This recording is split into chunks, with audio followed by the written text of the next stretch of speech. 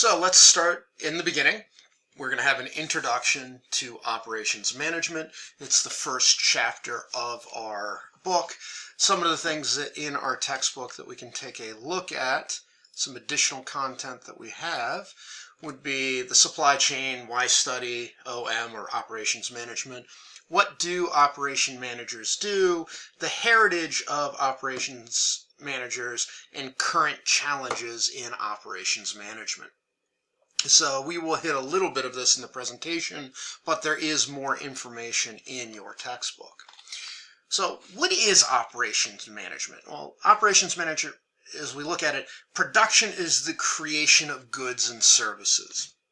So if you look at your local company, no matter what it is that you like to buy and spend your money on, they have to produce something. So that's the production. If you like, say, video games, the production would be the creation of the video game itself. If you like going to a spa and getting your nails done or getting a massage or whatever, the production would be those services they're providing for you. So OM, or operations management, is that set of activities that create value in the form of goods and services by transforming those inputs into outputs to make that video game the actual physical product. They have to get the raw materials and construct that CD, or actually I guess it's DVDs now.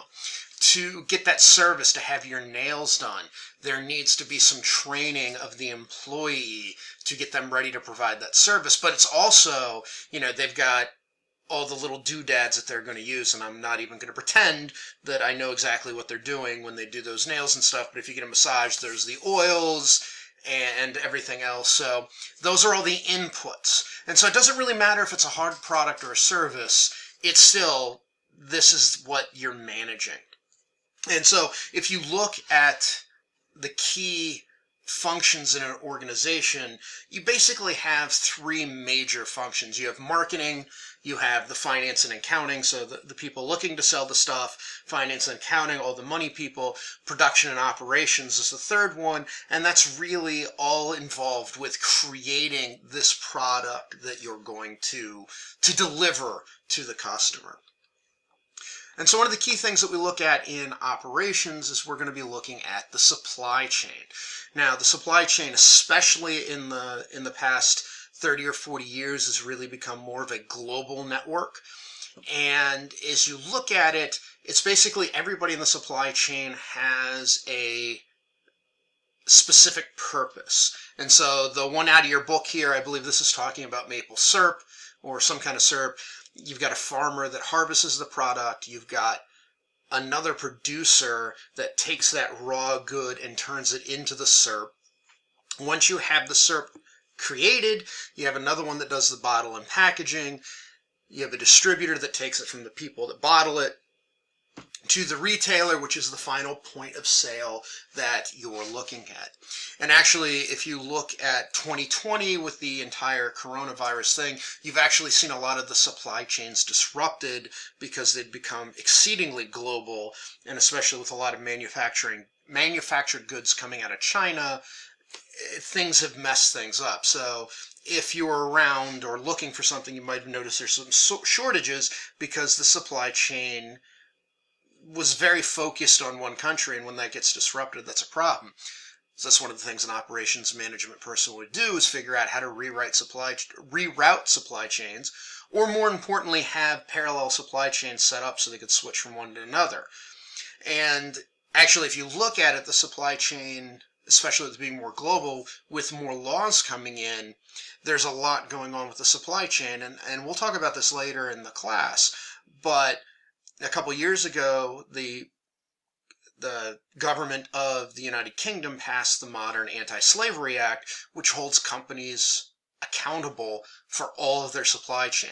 So if there's any place where they're using slave labor, which unfortunately happens quite a bit in the world today, they hold you accountable. And so that's opened a whole new thing for operations people to look at to make sure, how do we vet all the way down our supply chain.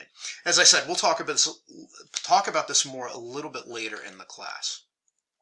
So why do you want to study operations management? What's the whole point? Well, the first one is it's one of the major functions of an organization.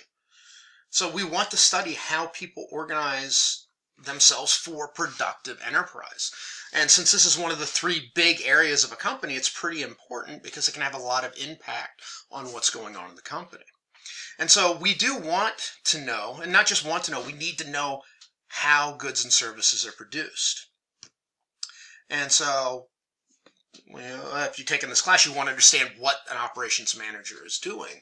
But also, and this is a key one here, thinking about it from a business perspective, operations management is a very costly part of an organization. Because if you think about it, this is the production of goods and services. So there's going to be a huge cost that's in that. And how do you make money?